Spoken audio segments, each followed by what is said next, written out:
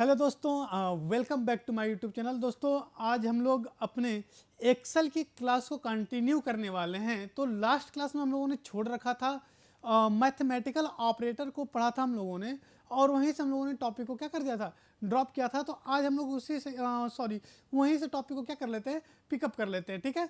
सो आप लोग अगर नए व्यूअर हो तो चैनल को सब्सक्राइब जरूर कर लें, और ऐसे ही आप लोगों को क्लास वाइज वीडियो एक्सेल की मिलती रहेंगी, जिससे आपको पढ़ने में समझने में काफ़ी आसानी होगी, है ना।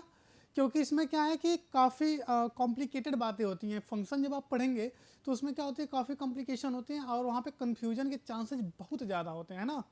तो मैं आप लोगों को बताने जा रहा हूँ इसमें कि एक्सेल में फंक्शन कितने प्रकार के होते हैं।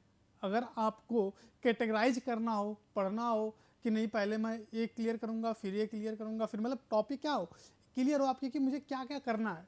आपने शुरू तो कर दिया पढ़ना एक्सेल, कि आपने शुरू कर दिया कि एक्सेल क्या है, तो कैलकुलेशन करने के लिए हम लोग क्या कर लेते हैं, इस्तेमाल कर लेते हैं। उसमें अपने डेटाबेस को मैनेज करते हैं, उसमें अपने डॉक्यूमेंट क्या करते हैं, ऑर्गेनाइज रूप से लिखते हैं। ठीक है। तो ये सारी चीज़ें हैं उसमें, लेकिन आप उसका इस्तेमाल कैसे करेंगे, सबसे बड़ी बात तो यही है कि अगर मान लीजिए उसमें आपको मान लीजिए फाइनेंशियल कैलकुलेशन करना है ना। बहुत सारी संख्याएं हैं, उनको जोड़ना है, फिर उनको घटाना है, फिर उनका मल्टीप्लाई करना है। तो ये सारी चीज़ें करने के लिए आप कैलकुलेटर का इस्तेमाल तो कर सकते हैं, लेकिन हम अपने कार्य को क्या कर रहे हैं, आसान कर रहे हैं ना, कि कार्य हमारा क्या हो, काफ़ी आसान हो जाए। तो इसलिए हम लोग एक्सेल का इस्तेमाल कर रहे हैं। तो एक्सेल का इस्तेमाल कर रहे हैं तो हमको फंक्शन तो आना चाहिए ना। तो हम लोग क्या करेंगे, आज मैं आपको वही बताऊंगा कि इसमें फंक्शन किस प्रकार से इस्तेमाल होते हैं, कौन कौन से फंक्शन होते हैं। ठीक है। तो हम लोग क्या करते हैं, देखते हैं। यहाँ पे देखिए आपको बताया गया है कि फंक्शन, मान लीजिए देखिए यहाँ पे आपको टोटल 5 भागों में डिवाइड करके बताया गया है ना। कि देखिए नॉर्मल फंक्शन है, टेक्स्ट फंक्शन है, मैथमेटिकल है, लॉजिकल है, और क्या है, फाइनेंशियल है। अब देखिए यहाँ पे आपके पास क्या हो चुका है, एक क्राइटेरिया मिल चुका है कि हमको क्या करना है, सबसे पहले नॉर्मल पढ़ना है ना। ऐसे क्या करते, मान लीजिए सारे फंक्शन आप जान गए, अब पढ़ने लगे, है ना, कि मैथमेटिकल में लॉजिकलों का पढ़ लिए, और फाइनेंशियलों का पढ़ लिए, टेक्स्टों का पढ़ लिए। अब सब एक में पढ़ेंगे तो एकदम क्या हो जाएगा, खिचड़ी हो जाएगा, अब कन्फ्यूज हो जाएंगे, इस्तेमाल किसी का नहीं कर पाएंगे, है ना।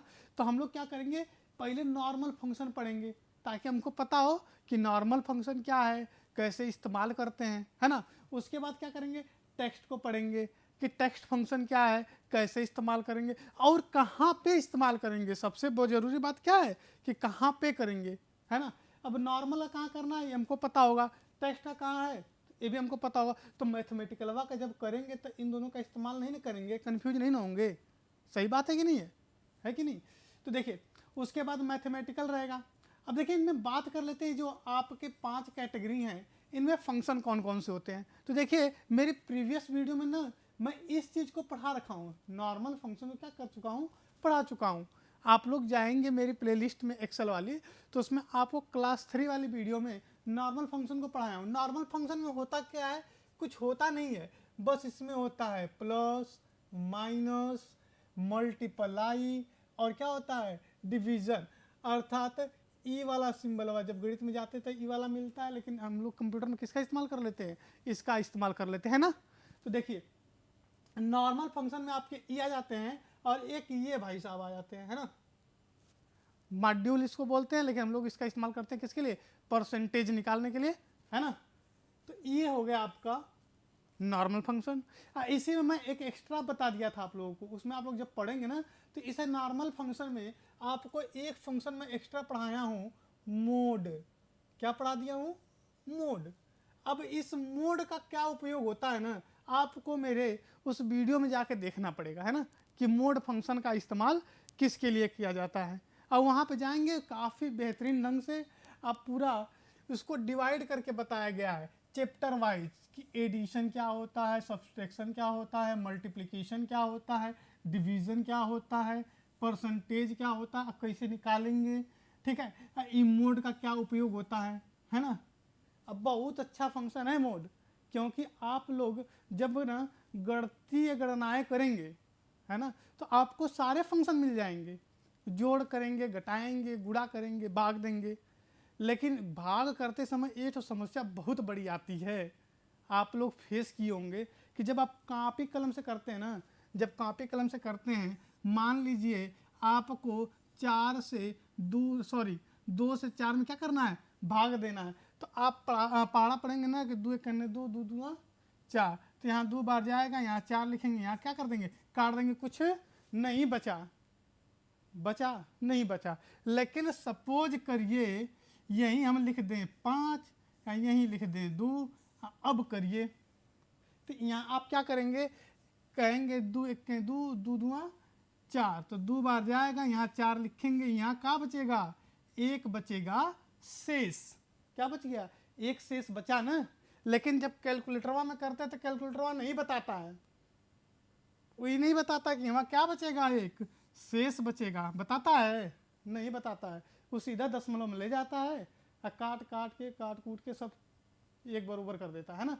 तो हमको क्या करना है, जब इस शेष फलवा निकालना होगा तो किसका इस्तेमाल करेंगे, मोड फंक्शन का। किसका इस्तेमाल कर लेंगे, मोड फंक्शन का। तो मेरे हिसाब से समझ गए होंगे कि मोड फंक्शन क्या है, लेकिन आप इसको विस्तृत रूप से जानने के लिए आपको जाके नॉर्मल फंक्शन पढ़ना पड़ेगा, और वहाँ पे काफ़ी अच्छे ढंग से बताया गया है कि किस प्रकार से हम लोग इसका उपयोग करते हैं। समझ गए आप लोग, यहाँ पे मेरे हिसाब से काफ़ी अच्छे से समझ गए होंगे आप लोग, है ना।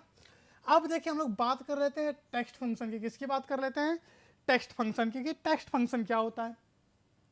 देखिए बात की जा रही है टेक्स्ट, यहाँ पे सीधा इससे चीज़ें से आप लोग समझ जाएंगे कि किस प्रकार का फंक्शन होगा।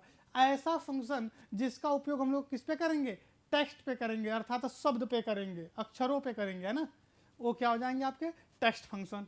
अब जैसे हमको 2 संख्या जोड़नी है, क्या जोड़नी है, 2 संख्या, तो हम कहेंगे कि हे 2 हे प्लस हे 2, है ना।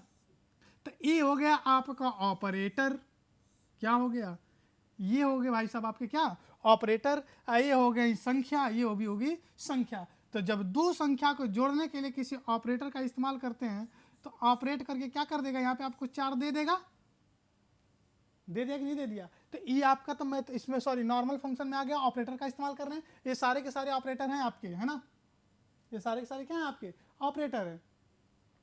लेकिन सपोज करिए यहाँ लिखा है राम और यहाँ लिखा है, मान लीजिए राम शर्मा लिखा हुआ है। क्या लिखा हुआ है, राम शर्मा, ठीक है।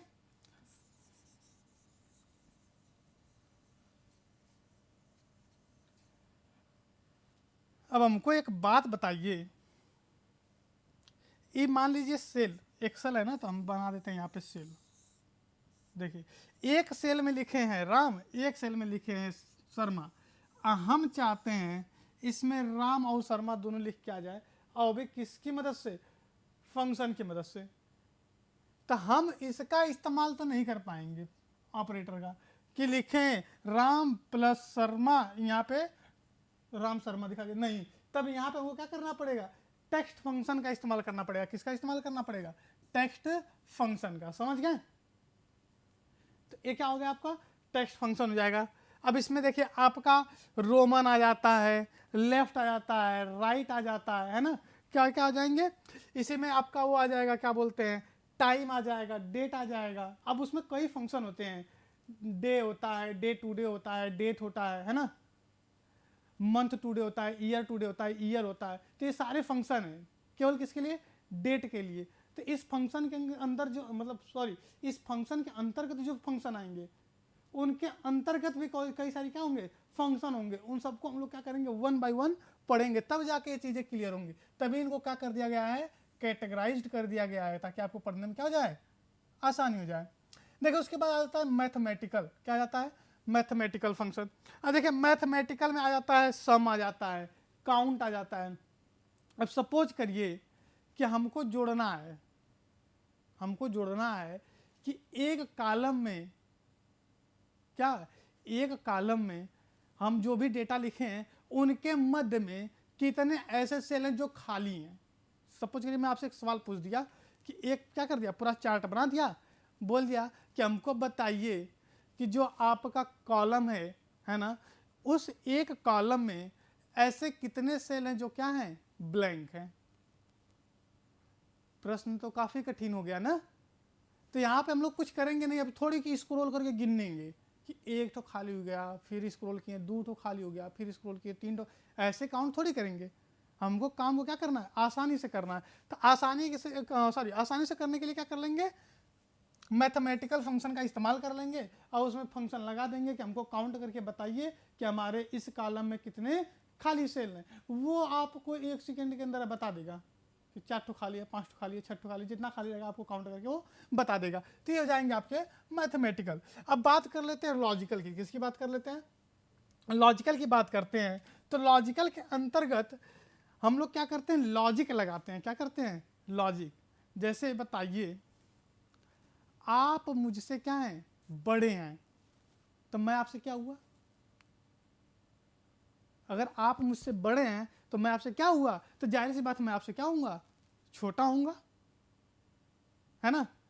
अब मैं कहूँगा या तो आप मेरे बराबर है या तो मुझसे बड़े हैं, तो भी क्या होगी, एक कंडीशन आएगी कि नहीं, फिर मैं आपसे क्या हो सकता हूँ, छोटा हो सकता हूँ, या फिर या लगा है ना, बराबर भी हो सकता हूँ, लेकिन बड़ा तो नहीं होऊंगा, बड़ा नहीं होऊंगा ना। तो ऐसे ही देखिए यहाँ पे लॉजिक लगाएंगे। क्या लगाएंगे, लॉजिक लगाएंगे कि मान लीजिए कोई संख्या है, उससे वो बड़ी है तो जुड़ जाए, और नहीं बड़ी है तो न जुड़े, है ना। या फिर ऐसी कंडीशन लगा सकते हैं कि कोई संख्या है, अगर उस दूसरी संख्या से बड़ी है तो जुड़े, अगर छोटी है तो घट जाए, तो डबल कंडीशन लगा दिए।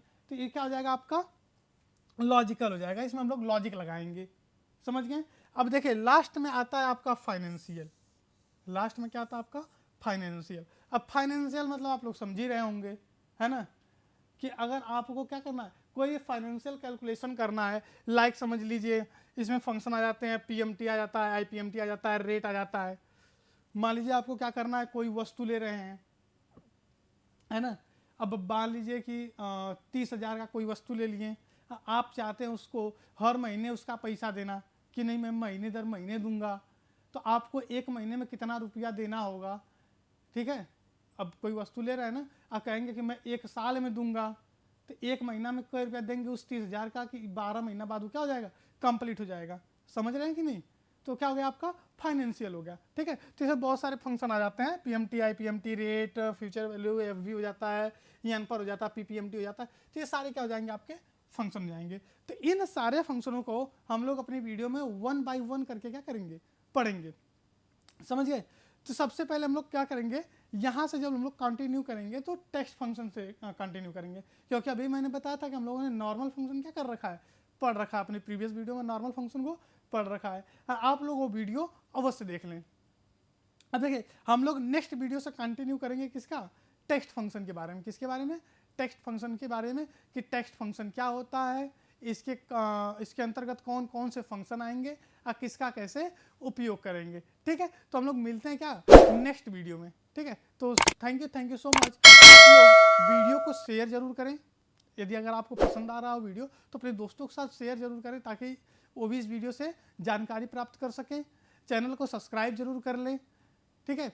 और ऐसे ही अपना सपोर्ट आप लोग देते रहें और अच्छी अच्छी चीज़ें सीखते रहें। Thank you so much.